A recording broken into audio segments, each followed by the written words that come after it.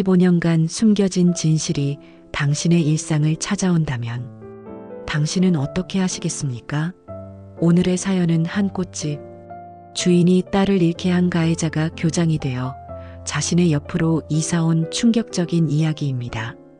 용서와 침묵만이 미덕이라 배운 세대가 15년간의 침묵을 깨고 정의를 찾아가는 여정. 어머니의 사랑이 꽃처럼 피어나는 이 여정에 함께 해주세요. 진실은 언제나 빛을 향해 피어나니까요. 영상 시청하시기 전 이야기 듣기 좋아하신다면 좋아요와 구독으로 저희를 응원해주세요. 갑자기 쓰러진 김노인의 떨리는 목소리가 귓가에 맴돌았습니다. 윤도현이 그랬어요. 15년 전 지은이를 치고 도망간 사람은 지금으로부터 약 일주일 전 저는 병원 중환자실에서 들었던 그 말을 아직도 잊을 수 없습니다. 제 딸 지은이를 앗아간 범인을 찾기까지 15년이 걸렸지만 진실은 생각보다 가까운 곳에 있었죠. 제 이름은 박서연입니다. 소도시에서 20년 넘게 서연꽃집을 운영하고 있습니다. 꽃들 사이에서 보내는 시간이 제게는 큰 위로가 됐어요. 특히 15년 전 교통사고로 딸을 잃은 후에는 더더욱 그랬습니다. 봄 느낌이 막 느껴지기 시작한 3월의 어느 아침이었습니다.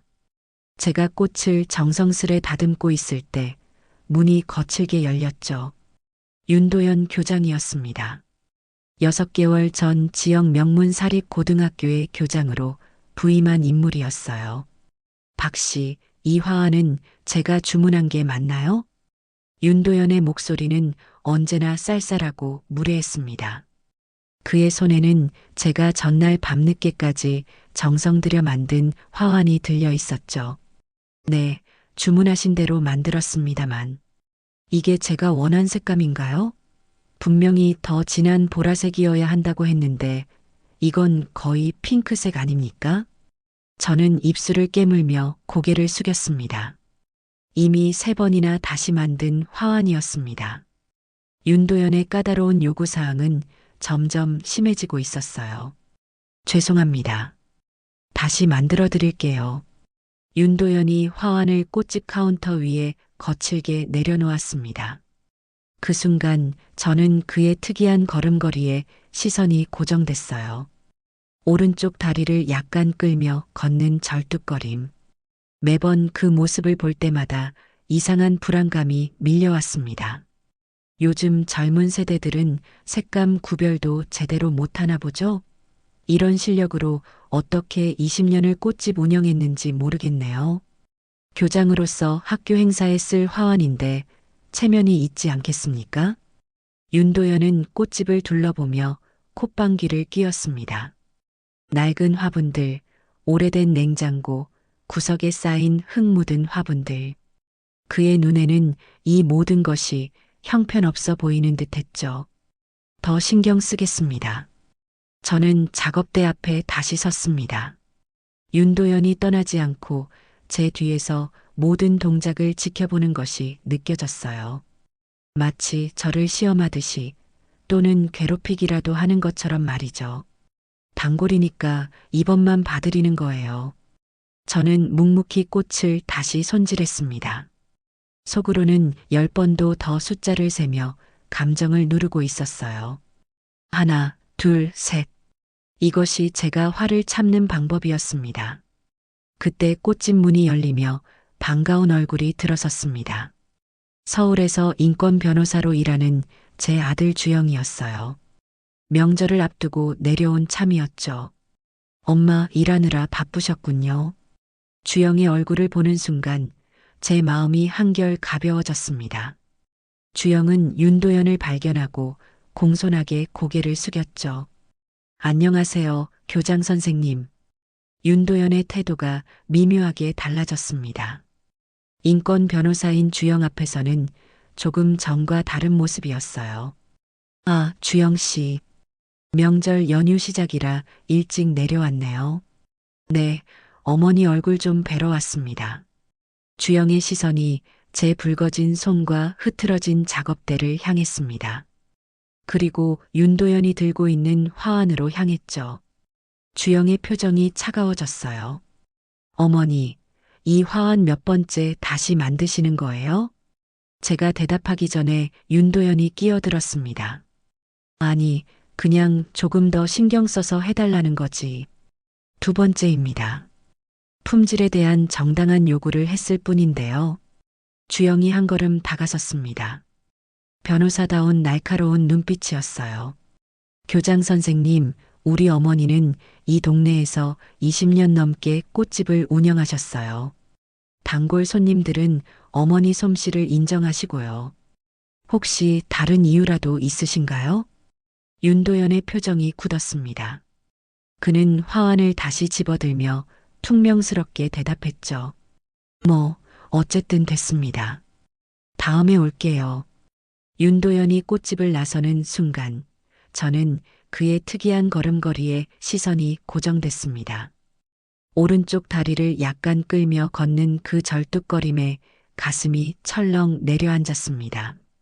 이건 단순한 우연일까요? 아니면, 엄마 괜찮아요? 주영이 제 어깨를 감싸 안았습니다. 그 사람 걸음걸이가 익숙해. 제 목소리가 떨렸습니다. 주영은 놀란 눈으로 저를 바라봤죠. 무슨 말씀이세요? 꽃을 다듬던 가위를 내려놓고 깊은 한숨을 내쉬었습니다. 작업대 뒤편에 걸린 달력을 바라봤습니다. 3월 15일에 붉은 동그라미가 쳐져 있었어요. 내일은 지은이가 떠난 날이었죠. 저 절뚝거림. 15년 전 병원에서 경찰이 CCTV 영상을 보여줬었어. 화질이 너무 나빠서 사람 얼굴은 전혀 알아볼 수 없었지만 사고 후 차에서 내려 잠시 멈춰서 지은이를 확인하던 사람의 걸음걸이가 특이했어. 주영의 얼굴이 창백해졌습니다. 제가 이런 말을 한 적이 없었으니까요. 그 특유의 절뚝거림이 영상에서도 보였지. 15년이 지났는데도 그 걸음걸이는 잊을 수가 없었어. 꽃집 유리창 너머로 멀어지는 윤도현의 뒷모습을 바라봤습니다. 그의 다리를 끄는 특유의 걸음걸이가 선명하게 눈에 남았죠. 엄마, 혹시 윤 교장이 그 영상 속 사람이라고 생각하시는 거예요? 아니야, 그냥 내 착각일 거야. 15년이나 지났는데 그런 우연이 어디 있겠어. 제 말과 달리 떨리는 손은 다른 이야기를 하고 있었습니다. 침착하려고 노력했지만 온몸이 떨렸어요. 난 그때부터 꿈에서도 그 걸음걸이를 봤어. 잊을 수가 없었어. 주영은 제 어깨를 단단히 감쌌습니다. 둘 다 알고 있었죠. 내일은 지은이의 기일이었습니다. 설날을 앞둔 이 시간, 저희 집에는 여전히 3명분 밥상이 차려져 있었어요. 딸이 돌아올 자리를 15년째 지키고 있었습니다. 꽃집 문이 풍경이 흔들리며 맑은 소리를 냈습니다. 제 귀에는 그것이 지은이의 웃음소리처럼 들렸어요. 엄마, 오늘은 일찍 문 닫고 집에서 쉬어요. 제가 저녁 준비할게요. 저는 꽃집 구석에 놓인 작은 사진을 바라봤습니다. 교복을 입은 지은이의 미소가 그대로 담겨 있었죠. 영원히 16살로 멈춰버린 그 얼굴. 우리 지은이가 꽃을 참 좋아했지. 꽃집 주인이 되고 싶다고 했었어. 제 목소리가 떨렸습니다. 기억 속에서 딸의 밝은 웃음이 선명하게 떠올랐죠. 항상 꽃 이름을 외우며 가게에서 저를 도와주던 모습, 그리고 끝내 이루지 못한 꿈. 엄마한테 전부터 들어서 윤 교장의 행동은 알고 있었어요.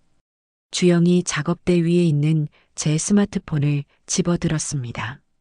제가 조사해 볼게요. 직감이 들어요. 그 교장님과 지은이의 사고가 관련 있을지도 모르잖아요. 저는 놀란 눈으로 아들을 바라봤습니다. 주영의 직감은 대부분 맞아떨어졌죠. 변호사 주영이 그런 직감을 얘기한다면 설마. 창문 밖으로 비가 내리기 시작했습니다. 15년 전 그날처럼 말이죠. 딸을 잃은 그날도 이렇게 비가 내렸습니다. 빗소리에 제 기억은 다시 그날로 돌아갔습니다. 지은아, 비가 오니까 꼭 우산 챙겨. 플리츠 스커트 입고 가는 거지? 비 맞으면 옷 다 망가져. 그것이 딸에게 한 마지막 말이었습니다. 쉬는 시간에 전화해서 말했던 그 당부가 제 마지막 인사였죠. 그날 오후 하교길에 지은이는 무단횡단하는 강아지를 구하려다 차에 치였습니다. 가해자는 잠시 멈춰 확인한 후 그대로 도망쳤다고 했어요. 엄마, 윤 교장님 프로필을 좀 찾아봤어요. 주영의 말에 현실로 돌아왔습니다. 그의 얼굴이 심각했어요. 윤도현 교장이 6개월 전에 이 동네로 부임했잖아요. 그런데 그전에는 14년 이상 해외에 있었대요. 미국에서 교환교수로 있었다고 하는데 출국한 날짜가 지은이 사고 한 달 후예요. 제 가슴이 철렁 내려앉았습니다. 꽃집 안의 공기가 갑자기 무거워졌어요. 그럴 수도 있지. 우연일 수도. 엄마, 그게 다가 아니에요. 윤 교장은 윤태호 전 교육재단 이사장의 아들이에요. 윤태호 이사장이 누군지 아시죠? 이 지역 토박이로 교육계를 좌지우지하던 인물이었어요. 작년에 돌아가셨고요. 저는 어렴풋이 기억했습니다. 윤태호라는 이름은 이 지역에서 꽤 영향력 있는 이름이었죠. 그래서 윤태호 이사장이 돌아가신 뒤에야 윤도현 교장이 한국으로 돌아온 거예요. 그리고 왜 하필 우리 옆 학교 교장으로 부임했을까요? 두 사람 사이에 무거운 침묵이 내려앉았습니다. 빗소리만이 그 정적을 깨뜨렸죠. 주영이 다시 휴대폰을 열었습니다. 엄마, 제가 법률 데이터베이스로 더 조사해 볼게요. 그리고 사고 당시 CCTV 영상을 구해서 최신 AI 보강 기술로 화질을 개선해 달라고 의뢰해 볼게요. 저는 대답하지 못했습니다. 15년 동안 굳게 닫아두었던 상자가 서서히 열리는 느낌이었어요. 그 안에 숨겨진 진실을 마주할 준비가 되어 있는지 스스로도 확신할 수 없었습니다. 저녁이 되자 비는 더욱 거세게 내렸습니다. 마치 15년 전 그날처럼 말이죠. 주영은 노트북을 열어 자료를 찾고 있었고 저는 지은이의 사진을 바라보며 차를 끓이고 있었습니다. 갑자기 꽃집 문이 열리는 소리가 들렸습니다. 문 닫았는데 누구지? 시계를 보니 이미 영업시간이 지난 후였습니다. 문을 열고 들어온 건 김노인이었습니다. 매일 아침 공원 벤치에 앉아 계시던 78세의 노인이었죠. 평소에는 제 꽃집에 간간히 들러 작은 꽃다발을 사가곤 했습니다. 이렇게 늦게 웬일이세요? 김노인의 얼굴은 평소와 달리 창백했고 눈빛에는 불안함이 가득했습니다. 김노인은 주변을 살피듯 조심스레 들어왔습니다. 박 여사, 혹시 윤 교장이 다녀갔나요? 저는 천천히 고개를 들어 김노인을 바라봤습니다. 지난 몇 개월간 김노인은 윤도현이 부임한 이후로 유독 불안해 보였고 저와 마주칠 때마다 어색하게 피하곤 했습니다. 방금 가셨어요. 무슨 일이신데요? 김노인은 주위를 살피듯 목소리를 낮췄습니다. 그 사람 조심하는 게 좋겠어요. 그 사람 뭔가 수상해요. 무슨 말씀이신지. 김노인이 더 가까이 다가와 속삭였습니다. 내가 저번 주에 우연히 들었어요. 윤 교장이 전화로 누군가에게 박서연 씨 딸 이야기는 절대 꺼내지 말라고 하더라고요. 왜 그런 말을 했을까 싶어서 말이야. 제 심장이 빠르게 뛰기 시작했습니다. 주영도 놀란 표정으로 김노인을 쳐다봤습니다. 정말이세요? 그 사람이 왜 우리 지은이 이야기를 했단 말이죠? 김노인은 갑자기 당황한 기색을 보이며 말을 돌렸습니다. 아니, 그냥 이상해서. 그런데 박 여사, 곧 설날인데 준비는 다 하셨어요? 하지만 제 관심은 이미 다른 곳에 가 있었습니다. 김노인이 오래전부터 보여온 이상한 행동들, 윤도현이 부임한 후 더 심해진 불안한 기색, 그리고 얼마 전 공원에서 윤도현과 김노인이 팽팽하게 다투는 장면을 목격했던 일까지 모든 조각이 맞춰지기 시작했습니다. 김할아버지, 15년 전 그 사고 날 할아버지가 공원 벤치에 계셨죠? 김노인의 표정이 창백하게 변했습니다. 그의 손이 떨리기 시작했습니다. 그건 왜? 할아버지가 뭔가 아시는 것 같아요. 우리 지은이가 사고 당했을 때 일들을요. 김노인의 눈에 눈물이 고였습니다. 그는 주변을 다시 살폈고 마치 누군가 엿듣고 있는지 확인하는 듯 했습니다. 지금은 말할 수 없어요. 너무 위험해. 그 사람이 알면. 김노인은 갑자기 결심한 듯 숨을 크게 들이마시고 제 손을 꼭 잡았습니다. 내일 아침 일찍 공원 벤치에서 만나요. 그때 모든 걸 말해줄게요. 오랫동안 용기가 없어서 미안해요. 김노인은 서둘러 꽃집을 나갔습니다. 저와 주영은 충격 속에 서로를 바라봤습니다. 엄마, 방금 무슨 일이 일어난 거예요? 제 눈에 15년 만에 결연한 빛이 서렸습니다. 그동안 김노인이 보여온 이상한 행동들, 그의 불안한 시선, 윤도현을 볼 때마다 숨기려 했던 그 표정. 이제야 모든 것이 이해되기 시작했습니다. 주영아, 내 생각에는 김할아버지가 그날의 목격자였던 것 같아. 그리고 그 사실을 윤도현이 알고 있는 것 같아. 그런데 왜 15년 동안 침묵했을까요? 아마도 두려웠겠지. 윤태호 이사장이 이 지역에서 큰 영향력을 가진 사람이었으니까. 하지만 이제 그분도 돌아가셨고, 저는 창밖으로 사라지는 김노인의 뒷모습을 바라봤습니다. 꽃집 창문에 맺힌 빗방울처럼 제 마음에도 변화의 물결이 일기 시작했습니다. 내일 모든 걸 알아내자. 우리 지은이를 위해서.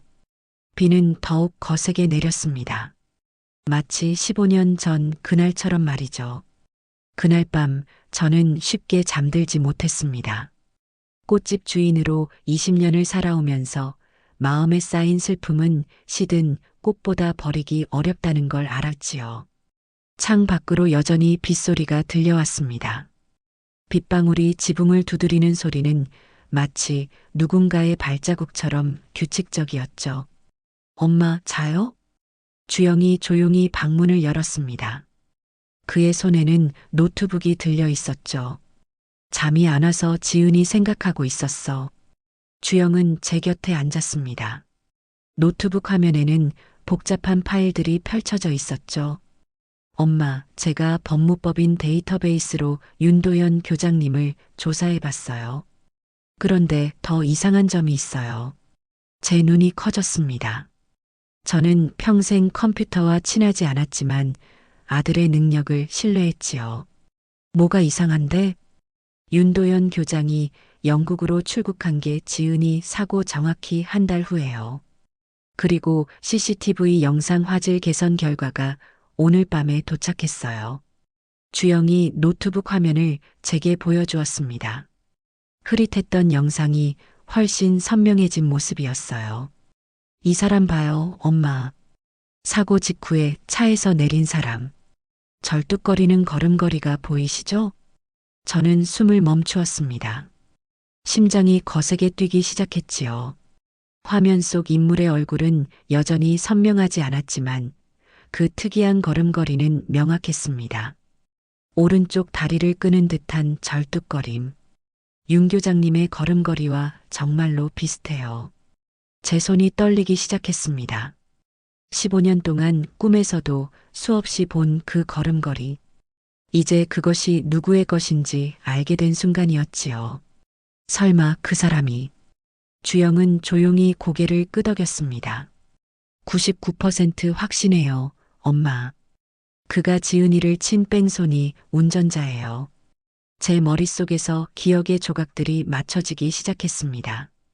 처음 만났을 때 느꼈던 이상한 익숙함, 그 특유의 걸음걸이, 그리고 그가 항상 저를 모욕하려 했던 이유까지 말이죠. 죄책감 때문에 그랬을까? 아니면 두려움? 무슨 생각이면 우리 옆 학교로 부임을 해. 주영은 노트북을 닫았습니다. 엄마, 내일 아침에 김할아버지를 만나기로 했잖아요. 그분이 목격자라면 더 확실한 증거가 될 거예요. 새벽 5시, 저와 주영은 약속된 공원 벤치에 도착했습니다. 비는 그쳤지만 바람이 차갑게 불었습니다. 주변에는 아무도 없었어요. 너무 일찍 온 걸까요? 주영이 주변을 둘러보았습니다. 저는 벤치에 앉아 지은이의 사진을 꼭 쥐고 있었습니다. 제가 늘 지갑에 넣고 다니는 사진이에요. 지은이가 꽃을 들고 환하게 웃고 있는 모습이 담겨 있죠. 30분이 지나도 김노인은 나타나지 않았습니다. 제 가슴이 불안하게 뛰기 시작했습니다. 이상해, 느낌이 너무 이상해. 그때 멀리서 천천히 걸어오는 사람이 보였습니다. 그러나 김노인이 아니었습니다. 동네 순찰을 돌던 경찰이었죠. 혹시 박서연 씨이신가요? 저는 놀라서 일어섰습니다. 네, 그런데요.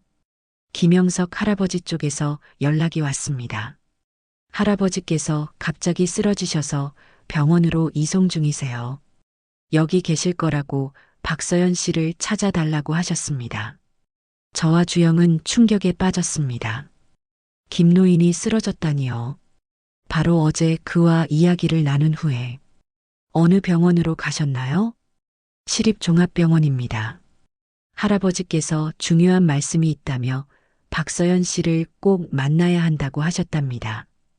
저와 주영은 서둘러 택시를 타고 병원으로 향했습니다. 차 안에서 저는 불안하게 지은이의 사진을 쥐었습니다. 엄마, 너무 이상해요. 김할아버지가 갑자기 쓰러지다니. 그 사람이 뭔가 했을지도 몰라. 할아버지가 비밀을 말하려는 걸 알고. 병원에 도착하자 김노인은 중환자실에 있었습니다. 의사의 설명으로는 심장마비 증세였지만 상태는 안정적이라고 했습니다. 면회는 한 명씩만 가능합니다. 그것도 아주 짧게요. 저는 지은이의 사진을 주영에게 맡기고 조심스럽게 중환자실로 들어갔습니다. 김노인은 산소 마스크를 끼고 누워 있었습니다. 그의 얼굴은 창백했지만 눈은 또렷했어요. 제가 다가가자 그의 눈이 커졌습니다. 박 여사, 김노인의 목소리는 거의 들리지 않았습니다. 저는 가까이 다가가 그의 손을 잡았습니다. 할아버지, 제가 왔어요. 괜찮으세요? 김노인은 산소 마스크를 잠시 내리려 했지만 제가 말렸습니다. 말씀하지 마세요. 나중에 건강해지면. 김노인은 고개를 흔들었습니다. 그리고 힘겹게 속삭였습니다. 시간이 없어요. 들으세요. 저는 고개를 숙여 귀를 김노인의 입가에 가까이 했습니다. 그날 비가 많이 왔어요. 저는 공원 벤치에 있었고 다 봤어요. 검은색 차가 노란 우산을 든 여학생을 치고 그리고 운전자가 나와서 확인했어요. 제 심장이 빠르게 뛰었습니다. 누구였나요? 윤도현이 맞나요? 김노인은 고개를 끄덕였습니다. 그의 눈에 눈물이 고였습니다. 네, 그 사람이에요. 윤태호 이사장의 아들 윤도현. 당시에는 윤태호 이사장이 너무 두려웠어요. 그 집안에서 운영하는 양로원에 제 아내가 있었고 저도 그곳에 들어갈 예정이었거든요. 그때 상황이 너무 안 좋았어. 그래서 말하지 못했어요. 김노인의 목소리가 점점 약해졌습니다. 용서해 주세요. 15년 동안 말하지 못해서. 하지만 그 사람이 돌아왔을 때 저는 알았어요. 뭔가 나쁜 일이 일어날 거라고. 할아버지, 무슨 일이 있었어요? 왜 갑자기 쓰러지신 거예요? 김노인의 눈이 두려움으로 커졌습니다. 어젯밤 윤도현이 찾아왔어요. 옛날 일은 묻어두라고. 그리고 박서연과 이야기하면 가족들에게 좋지 않을 거라고 협박했어요. 저는 충격에 빠졌습니다.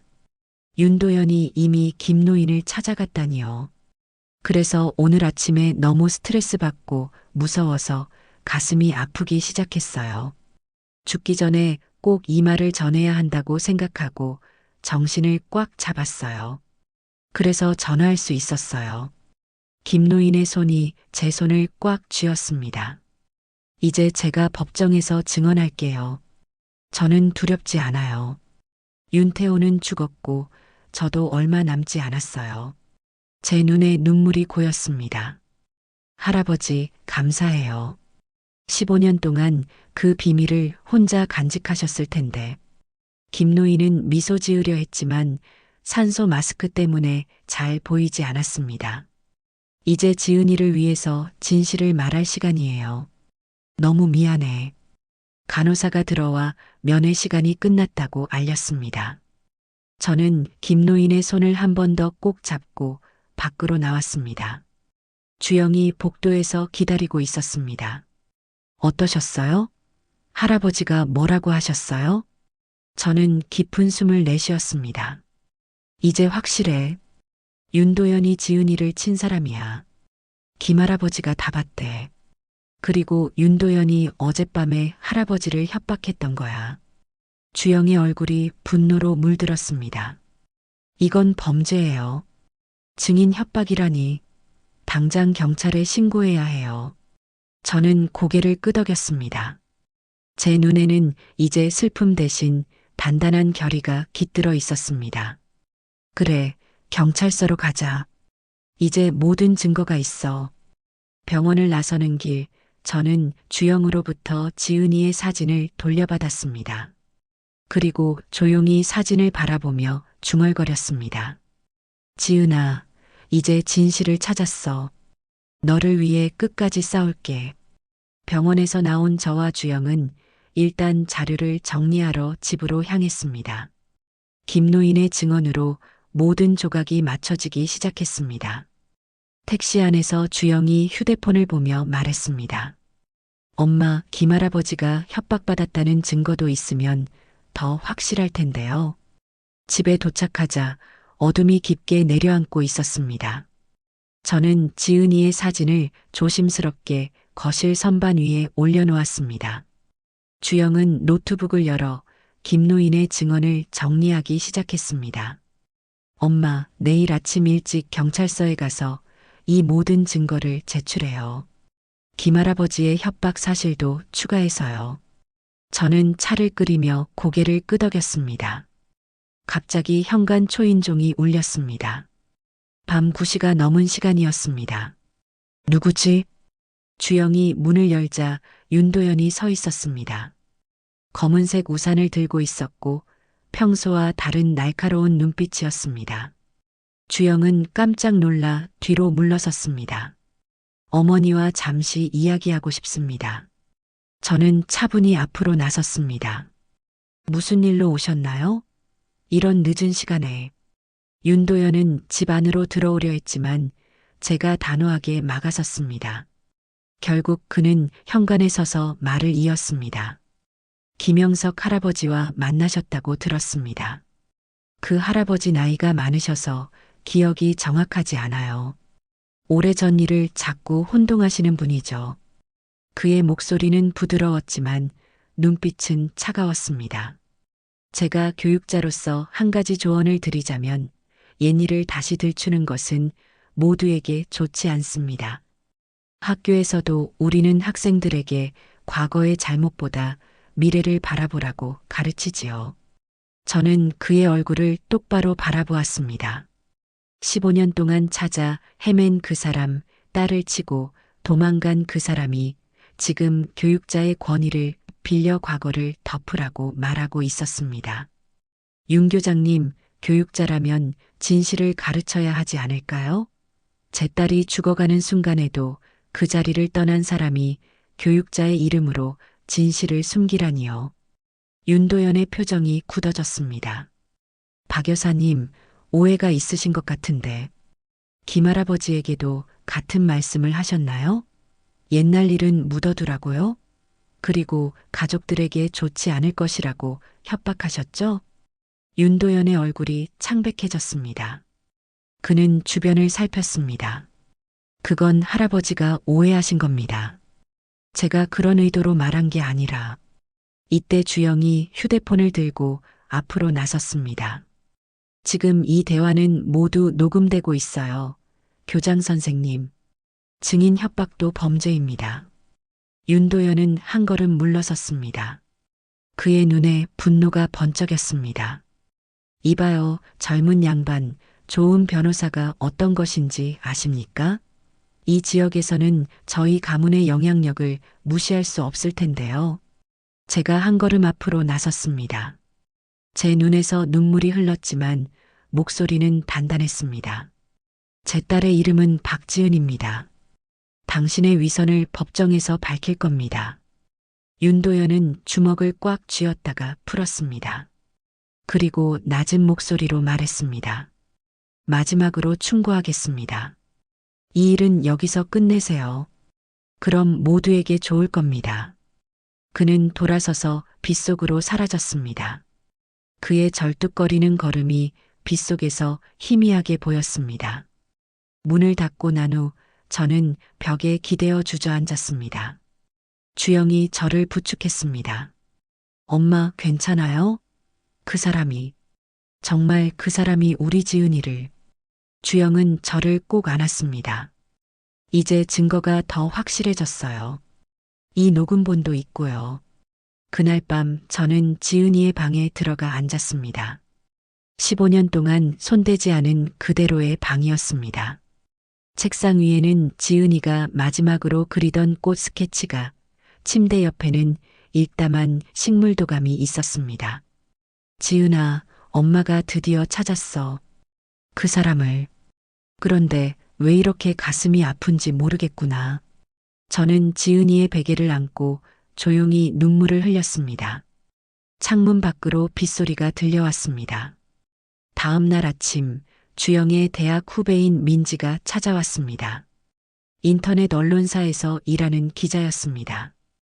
이모님, 주영 오빠한테 모든 이야기 들었어요. 이건 단순한 뺑소니 사건이 아니에요. 권력과 위선이 결합된 사회적 문제예요. 이 이야기를 기사화하고 싶습니다. 저는 망설였습니다. 15년 동안 딸의 죽음을 조용히 견뎌왔는데 갑자기 세상에 드러내는 것이 두려웠습니다. 괜찮을까? 주영이 제 손을 잡았습니다. 엄마, 이제는 세상이 달라졌어요. SNS의 힘은 윤태호 이사장 가문보다 강해요. 진실은 반드시 이깁니다. 민지가 고개를 끄덕였습니다. 이모님, 우리 세대는 불의에 맞서 목소리를 내야 해요. 제가 책임지고 이 기사를 쓰겠습니다. 저는 깊은 숨을 내쉬었습니다. 그리고 천천히 고개를 끄덕였습니다. 그래, 이제는 침묵할 때가 아니구나. 우리 지은이를 위해서. 그날 오후 저와 주영은 김노인을 병문안 갔습니다. 할아버지는 건강이 많이 호전되어 있었습니다. 박 여사, 어젯밤에 윤도현이 찾아왔다면서요? 정말 무서웠겠어요. 저는 김노인의 손을 잡았습니다. 할아버지, 우리 함께 용기를 내요. 지난밤에 저도 깨달았어요. 우리 세대는 권력에 너무 오래 참고 견뎌왔어요. 하지만 이제는 침묵하지 않을 거예요. 김노인의 눈에 눈물이 고였습니다. 그래요. 나도 그동안 너무 두려웠어요. 윤태호 이사장이 워낙 이 동네에서 세력이 컸으니까. 하지만 이제는 내 나이가 몇인데 더 이상 두려워할 게 뭐가 있겠어. 할아버지는 주머니에서 작은 녹음기를 꺼냈습니다. 사실 윤도현이 찾아왔을 때 이걸로 몰래 녹음했어요. 내가 라디오를 좋아해서 방송 듣고 녹음하던 건데 옛날 녹음기라 음질이 좋진 않아. 그래도 약간의 쓸모는 있을 거예요. 저와 주영은 놀라움을 감추지 못했습니다. 이 나이에도 배운 게 있지요. 요즘 TV에서 범죄 드라마를 보면 증거 확보가 중요하다고 하잖아요. 세 사람은 웃음을 터뜨렸습니다. 웃음 속에는 눈물이 그리고 희망이 담겨 있었습니다. 이틀 후 인터넷 언론사에 큰 제목의 기사가 실렸습니다. 15년 전 뺑소니 사건의 진실 마이너스 현직 명문고 교장의 이중생활. 기사에는 상세한 증거들과 함께 윤도현의 위선적인 행동들이 낱낱이 공개되었습니다. 김노인의 증언, 복원된 CCTV 영상, 윤도현의 협박 녹음 내용까지 모든 것이 빠짐없이 담겨 있었습니다. 특히 기사 말미에는 제 인터뷰가 실려 있었습니다. 우리 세대는 항상 참고 견뎌왔습니다. 불의를 보아도 고개를 숙이고 아픔이 있어도 사귀며 살아왔지요. 하지만 제 딸 지은이를 위해 이제는 목소리를 내려고 합니다. 더 이상 어떤 어머니도 제가 겪은 고통을 겪지 않기를 바랍니다. 기사는 SNS를 통해 급속도로 퍼졌습니다. 처음에는 지역 커뮤니티에서 그리고 점차 전국으로 확산되었습니다. 많은 사람들이 제 용기에 응원 메시지를 보냈습니다. 박서연님의 용기에 박수를 보냅니다. 15년 만에 밝혀진 진실, 정의는 언젠가 실현됩니다. 위선자의 가면이 벗겨졌군요. 교육을 방패 삼아 죄를 숨기다니.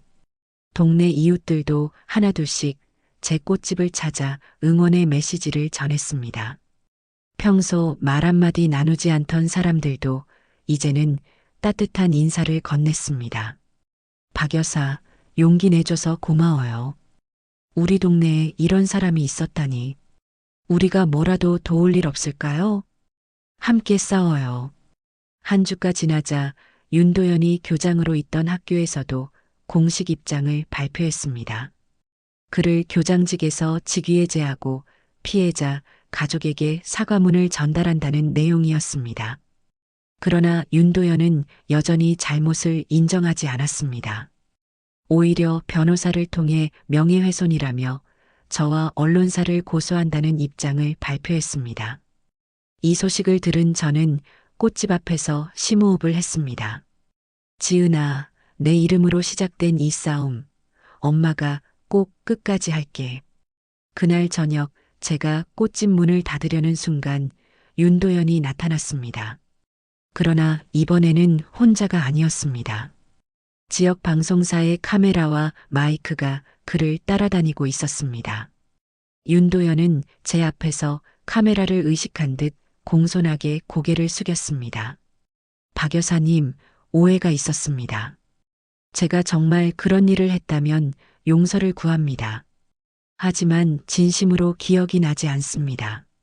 15년 전 일이라. 그래도 교육자로서 저는 항상 진실했습니다. 저는 그의 위선적인 행동에 눈살을 찌푸렸습니다. 카메라를 의식한 연기라는 것이 너무나 뻔했습니다. 윤도현 씨, 교육자를 자처하신다면 법정에서 진실을 말하세요. 용서는 하늘에 구하시고 저는 오직 법의 심판만을 바랍니다. 저는 카메라를 똑바로 바라보았습니다. 제 눈에는 더 이상 두려움이 없었습니다. 오직 15년간 가슴에 묻어둔 원한만이 불꽃처럼 타오르고 있었습니다. 제 딸이 피를 흘리는 동안 당신은 그저 도망쳤습니다. 교육자라는 가면을 쓰고도 부끄럽지 않으신가요? 윤도현은 당황한 기색으로 자리에서 물러섰습니다. 카메라가 그의 당혹스러운 표정을 그대로 포착했습니다. 잘 생각해 보세요, 박 여사님. 우리 가문의 세력이 가만두지 않을 겁니다. 저는 고개를 저었습니다. 이제 그런 협박은 통하지 않습니다. 세상이 변했어요, 윤 교장님. 이제 진실은 돈과 권력보다 강합니다. 카메라는 제 단호한 표정을 클로즈업했습니다. 그 장면은 그날 저녁 뉴스의 헤드라인을 장식했고 온라인에서 폭발적인 반응을 얻었습니다. 박서연 씨의 한마디가 윤도현의 위선을 뚫었다. 꽃집은 다시 조용해졌지만 제 마음은 폭풍 같았습니다. 15년 만에 처음으로 저는 지은이를 위해 세상을 향해 목소리를 높였습니다. 지은아, 엄마가 이제 앞으로 걸어갈게. 내가 멈춘 그곳에서 엄마도 함께 멈춰 있었지만 이제는 내 이름으로 앞으로 나아갈 거야. 빗소리가 꽃집 지붕을 두드렸지만 이제 저는 더 이상 두렵지 않았습니다. 빗소리 너머 정의의 발걸음이 다가오고 있었으니까요. 뉴스가 퍼지는데 시간이 걸리지 않았습니다. 제 인터뷰 영상은 하룻밤 사이 100만 조회수를 넘겼고 전국 방송사들이 앞다투어 보도했습니다. 제목은 다양했지만 핵심은 같았습니다. 15년 만에 밝혀진 뺑소니 진실. 교육자에 가면 뒤에 숨은 과거. 세상을 바꾼 한 어머니의 용기. 아침부터 제 꽃집 앞에는 취재진들이 몰려들었습니다. 저는 문을 열지 않고 안에서 조용히 기다렸습니다. 오랜 세월 침묵하며 살아온 저에게 갑작스러운 주목은 부담스러웠습니다. 주영이 서둘러 저를 찾아왔습니다. 엄마, 괜찮아요? 밖에 취재진들이 많네요. 괜찮아. 그냥 조금 어색할 뿐이야. 주영은 노트북을 열어 제게 보여주었습니다. 이것 좀 보세요. 인터넷에서 정의를 위한 꽃 해시태그가 전국적으로 퍼지고 있어요. 특히 50대 이상 어르신들의 참여가 놀라울 정도예요. 화면에는 비슷한 연령대의 사람들이 올린 응원 메시지들이 가득했습니다. 나도 20년 전 아들을 교통사고로 잃었지만 끝내 가해자를 찾지 못했다. 박서연 씨의 용기에 박수를 보낸다. 우리 세대는 항상 참고 살라고 배웠지. 이제는 목소리를 내야 할 때다. 교육계에 이런 위선자가 있었다니. 우리 아이들을 어떻게 맡길 수 있겠나. 저는 눈물을 훔쳤습니다. 그토록 오랫동안 혼자라고 느꼈는데 이제야 같은 아픔을 가진 이들의 목소리가 들려왔습니다. 나처럼 침묵해왔던 거구나. 엄마처럼 용기를 내서 이제는 말하기 시작한 거예요. 갑자기 꽃집 문을 두드리는 소리가 들렸습니다. 제가 조심스럽게 커튼을 열어보니 취재진이 아닌 동네 어르신들이 모여 있었습니다. 노인회장 이할아버지를 비롯해 20명 가까이 되는 어르신들이었습니다. 제가 문을 열자 이할아버지가 앞으로 나섰습니다. 우리가 왔네. 밖에 기자들이 너무 많아서 걱정돼서 말이야. 아이고, 할아버지들 고맙습니다. 이할아버지는 자랑스러운 표정으로 말했습니다. 우리가 지켜줄 테니 걱정 말게. 옛날처럼 말이야. 한 명이 힘들 때 마을 사람들이 다 모여서 도왔잖나. 어르신들은 꽃집 앞에 일렬로 서서 취재진들을 막아섰습니다. 그들의 등 뒤로 저는 깊은 감사를 느꼈습니다. 여러분, 지금 인터뷰할 상황이 아닙니다. 우리 노인회에서 공식 성명을 발표할 테니 그때까지 기다려 주십시오. 놀랍게도 취재진들은 어르신들의 말에 순순히 물러섰습니다. 노인의 장엄한 위험 앞에 카메라를 내리고 기다리는 모습이었습니다. 이 할아버지가 저에게 돌아와 말했습니다. 자네 혼자 싸우는 게 아니야. 우리 모두 함께 할 테니 걱정 말게. 그날 오후 동네 노인정에서는 특별한 모임이 열렸습니다. 어르신들이 모여 박지은 추모의 꽃 캠페인을 시작하기로 결정한 것입니다. 비록 우리는 연금으로 살아가는 늙은이들이지만 마음만은 세상 그 무엇보다 같죠. 작은 꽃 한 송이씩이라도 지은이를 기억하는 마음으로 모읍시다. 어르신들은 각자 10,000원, 5,000원씩 봉투에 넣어 제게 건넸습니다. 작은 금액이었지만 그 마음은 세상 그 무엇보다 값졌습니다. 이걸로 뭘 어쩌라고. 다들 넉넉지 않으신데. 제 눈에 눈물이 고였습니다. 이 할아버지가 제 손을 꼭 잡았습니다. 자네 딸 이름으로 작은 장학금이라도 만들자고. 우리가 할 수 있는 일은 적지만 마음만은 크다네. 저는 고개를 숙였습니다. 15년 동안 혼자 짊어졌던 무게를 이제 동네 어르신들과 함께 나누고 있다는 것이 얼마나 위로가 되는지 모릅니다. 어르신들의 모습을 보고 동네 청년들도 가만히 있지 않았습니다. 꽃집 바로 옆 카페를 운영하는 현우는 SNS를 통해 지은이를 위한 꽃 캠페인을 시작했습니다. 우리 동네에서 일어난 불의를 바로잡기 위해 여러분의 도움이 필요합니다. 꽃 한 송이의 마음이라도 함께 해주세요. 놀랍게도 하루 만에 1,000만 원이 모였습니다. 다음 날에는 5천만 원을 넘었습니다. 많은 이들이 제 이야기에 공감하고 동참했습니다. 현우가 저를 찾아와 소식을 전했습니다.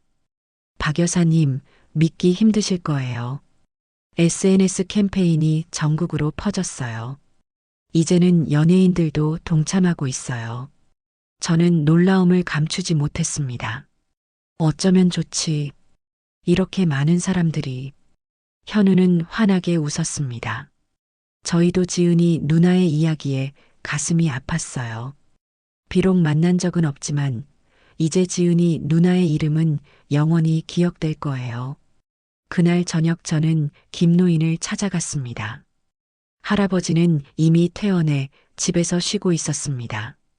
할아버지, 세상이 많이 변했어요. 그렇게 많은 사람들이 우리 편이 되어주다니. 김노인은 제 손을 꼭 잡았습니다. 그렇지, 세상이 변했어.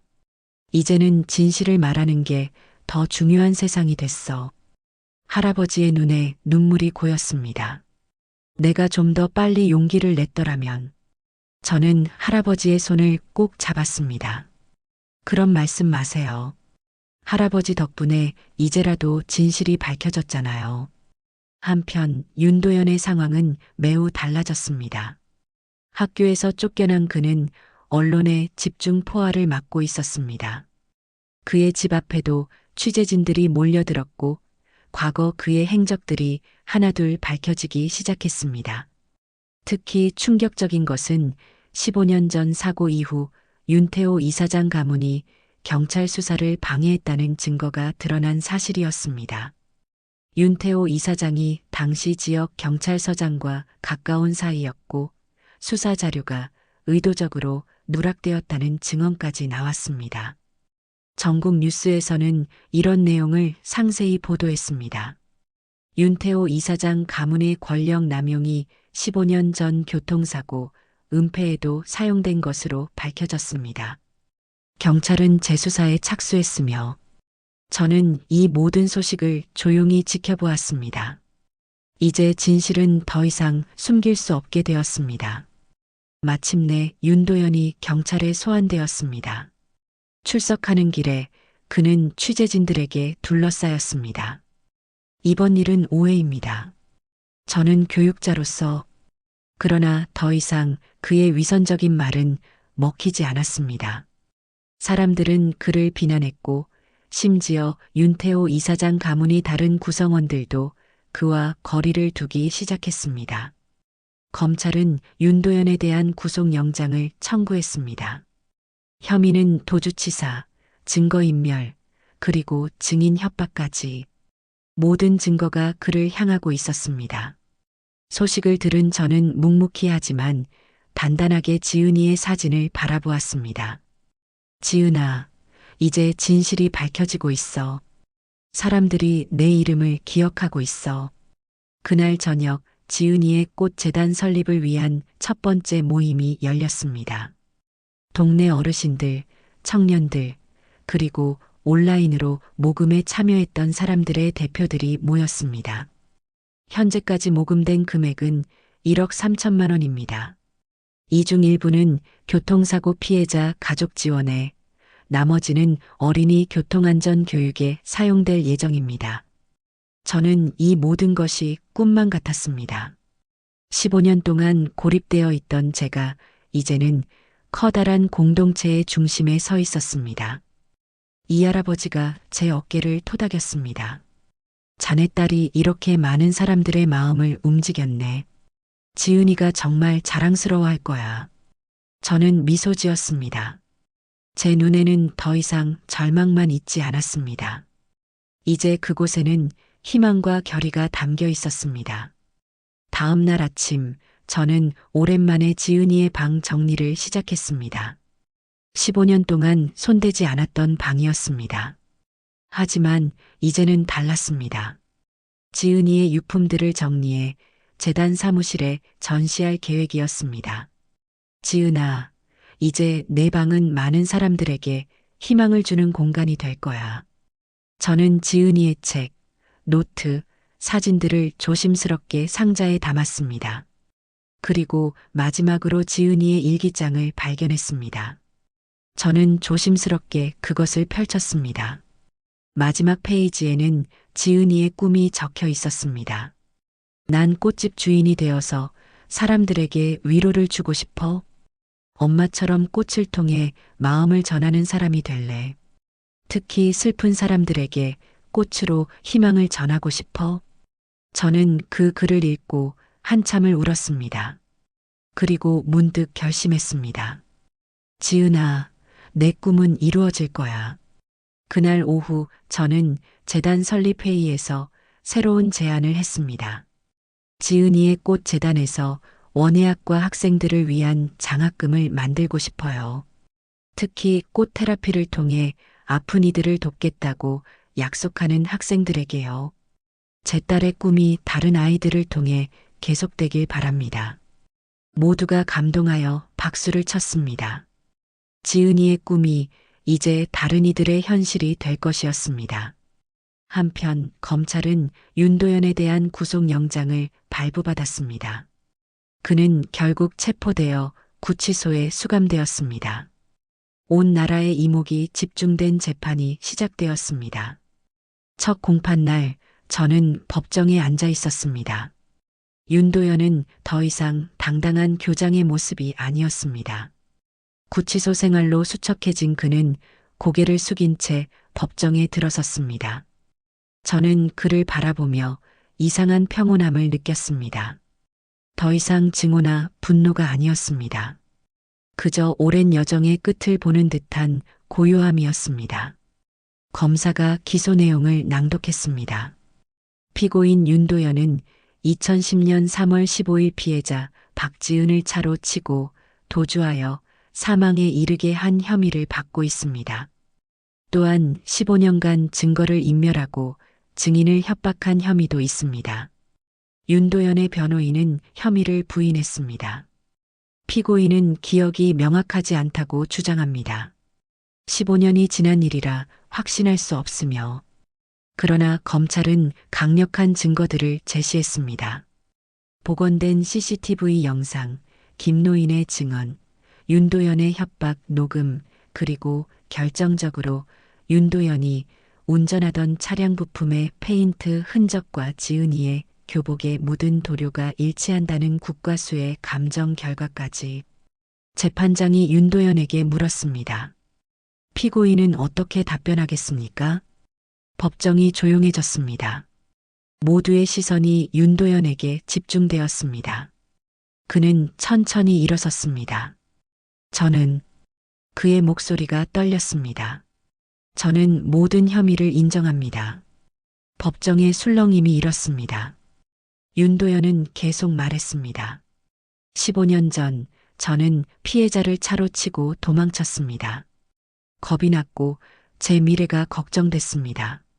아버지의 도움으로 해외로 도피했고, 그리고 돌아와서는 교육자의 가면을 쓰고 살았습니다. 그는 흐느끼며 말을 이었습니다. 하지만 매일 밤 악몽에 시달렸습니다. 비 오는 날이면 그 아이의 얼굴이 떠올랐습니다. 용서받을 수 없는 일임을 알지만 이제라도 진실을 고백합니다. 저는 그의 고백을 묵묵히 들었습니다. 15년 만에 드디어 그의 입에서 진실이 나온 것입니다. 공판이 끝나고 저는 법원 계단을 내려왔습니다. 취재진들이 저에게 질문했습니다. 박 여사님, 윤도현이 마침내 자백했습니다. 기분이 어떠신가요? 저는 잠시 생각했습니다. 그리고 차분하게 대답했습니다. 15년이 걸렸지만 진실은 결국 밝혀졌습니다. 이제는 앞으로 나아갈 시간입니다. 제 딸 지은이의 이름으로 더 많은 아이들을 지키는 일을 하고 싶습니다. 그날 밤 지역 청년들이 주도한 캠페인이 또 다른 결실을 맺었습니다. 지은이의 꽃길 만들기 행사가 개최된 것입니다. 사람들은 교통사고 다발 지역에 꽃을 심고 안전 표지판을 세우는 봉사활동을 펼쳤습니다. 현우가 저에게 전화를 걸어왔습니다.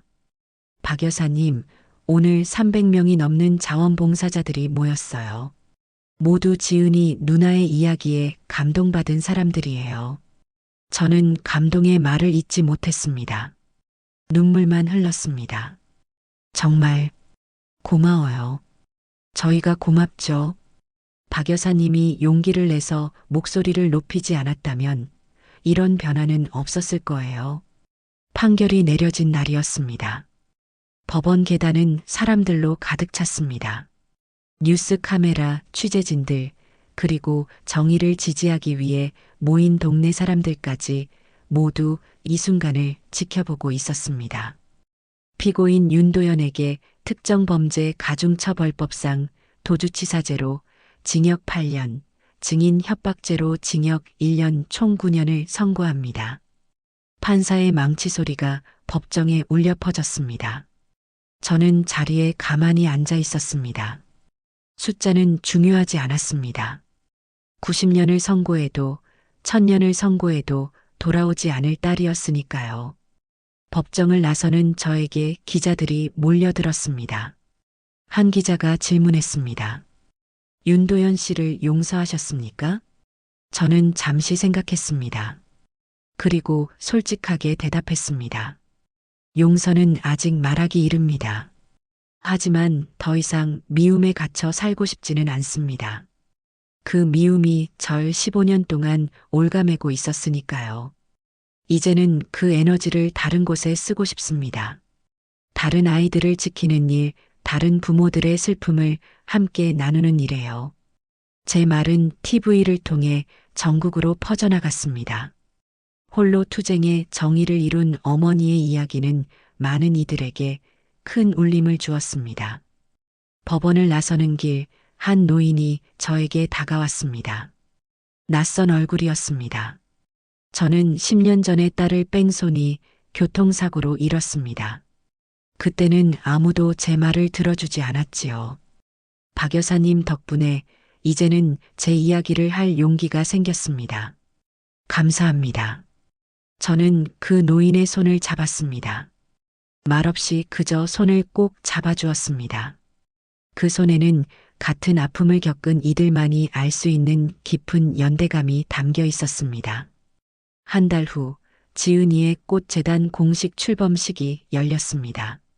처음에는 동네 노인정의 작은 방에서 시작했던 모임이 이제는 공식 재단으로 성장한 것입니다.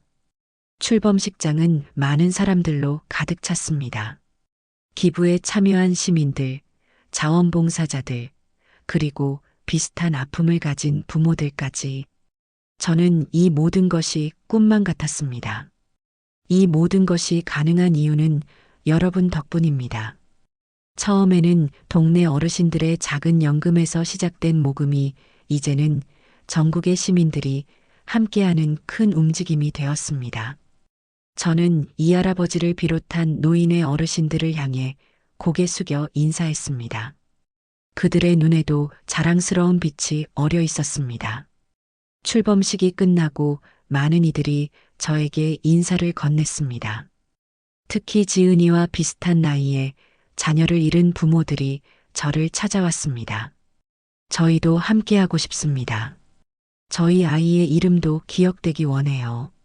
저는 그들의 손을 꼭 잡았습니다. 물론이죠. 우리 모두의 아이들이 함께 기억될 거예요. 그날 저녁 저는 꽃집으로 돌아왔습니다. 이제 꽃집은 일주일에 3번만 문을 열었습니다. 나머지 시간은 재단 일과 아이를 잃은 부모들의 모임을 이끄는데 사용했습니다. 1년이 지났습니다. 지은이의 날을 맞아 지역 초등학교에서 특별 행사가 열렸습니다. 저는 초청 연사로 아이들 앞에 섰습니다. 여러분, 길을 건널 때는 항상 횡단보도를 이용하고 좌우를 살피세요. 그리고 누군가 위험에 처했을 때는 자신의 안전을 먼저 확보한 후에 도움을 주세요. 지은이는 강아지를 구하려다 사고를 당했어요. 지은이의 따뜻한 마음을 기억하되 안전한 방법으로 타인을 도울 방법을 생각해 보세요. 행사가 끝나고 한 여학생이 저에게 다가왔습니다. 할머니, 저는 지은이 언니 장학금으로 원예학교에서 공부하고 있어요. 커서 꽃 테라피스트가 될 거예요. 지은이 언니 대신 꽃으로 사람들을 치유해 줄게요. 저는 그 아이의 머리를 쓰다듬었습니다. 고마워, 정말 고마워. 학교를 나오는 길, 하늘에서 비가 내리기 시작했습니다. 저는 우산을 펴지 않았습니다. 빗방울이 제 얼굴을 적셨습니다. 지은아, 비가 와도 이제는 두렵지 않구나. 내가 있는 곳에도 비가 오면 우산 꼭 쓰렴. 꽃집으로 돌아가는 길, 저는 우연히 지은이가 사고를 당했던 횡단보도 근처를 지나게 되었습니다. 이제 그 횡단보도에는 박지은 안전횡단보도라는 표지판이 세워져 있었습니다. 그 주변에는 지은이가 좋아했던 노란 꽃들이 심어져 있었습니다. 공원 벤치에 앉아있던 김노인이 저를 발견하고 반갑게 손을 흔들었습니다. 박 여사, 행사 잘 다녀왔나? 저는 김노인 옆에 앉았습니다. 두 사람은 잠시 말없이 비 내리는 횡단보도를 바라보았습니다. 15년 전에도 이렇게 비가 왔었지. 김노인이 말했습니다. 그래요. 하지만 이제는 다른 의미로 들려요. 비가 내리면 땅이 깨끗해지고 새 생명이 자랄 수 있잖아요. 두 노인은 미소를 교환했습니다. 그들의 주름진 얼굴에는 세월의 지혜가 깃들어 있었습니다. 요즘 어때요? 마음이 편해졌나요? 저는 잠시 생각했습니다. 편해졌다기보다는 달라졌어요.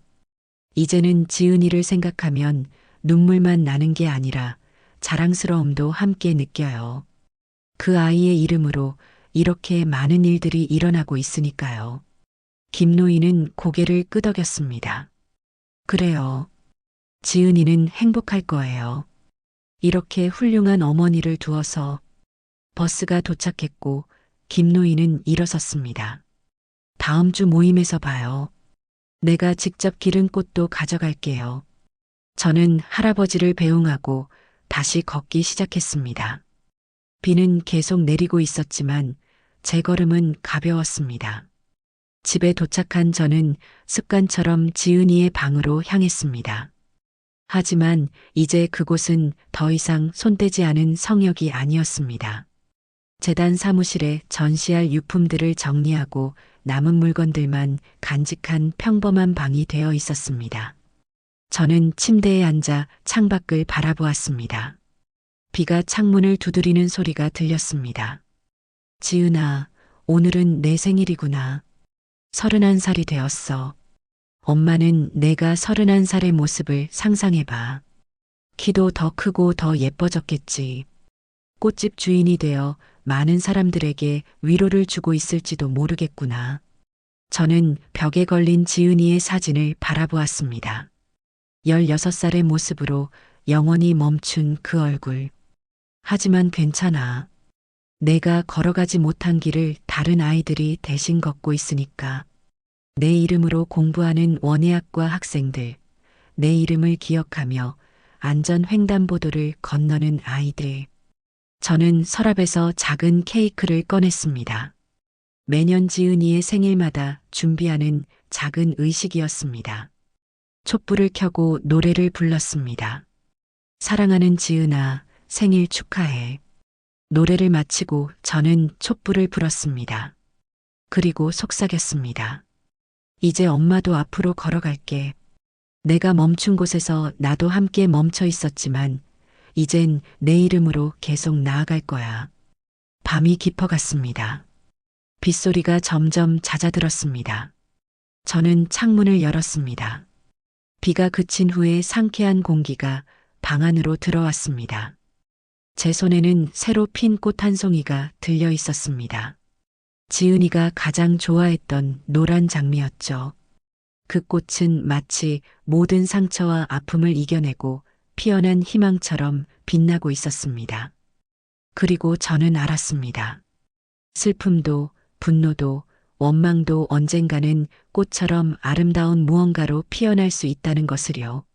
15년이라는 긴 시간이 필요했지만 이제 저는 꽃집 주인으로서 그리고 지은이의 어머니로서 새로운 봄을 맞이할 준비가 되어 있었습니다. 지은아, 이제야 엄마가 내 꿈을 이어갈 수 있을 것 같아. 내 이름으로 더 많은 꽃을 피울게. 창밖으로 달빛이 비치기 시작했습니다. 비구름이 걷히고 맑은 하늘이 모습을 드러냈습니다. 마치 15년의 어둠이 걷히고 새로운 빛이 찾아온 것처럼 말이죠.